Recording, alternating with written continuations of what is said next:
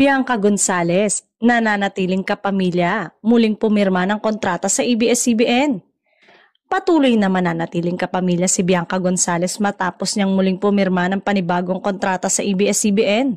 Sa kabila ng maraming pagbabago sa industriya, nananatili ang kanyang tiwala at dedikasyon sa network na naging tahanan niya sa loob ng maraming taon.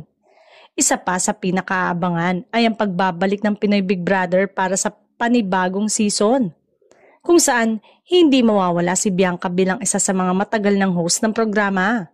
Mula pa noon, naging bahagi siya ng PBB family, naging kaagapay na siya ng mga housemate at ng mga manonood sa pagsaksi ng iba't ibang kwento sa loob ng bahay ni Kuya.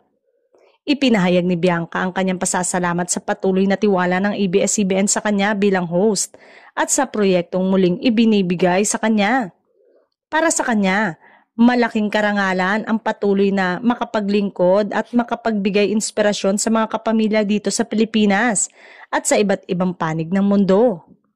Sa kanyang muling paglagda ng kontrata, pinatunayan ni Bianca Gonzales na siya ang tunay na kapamilya forever.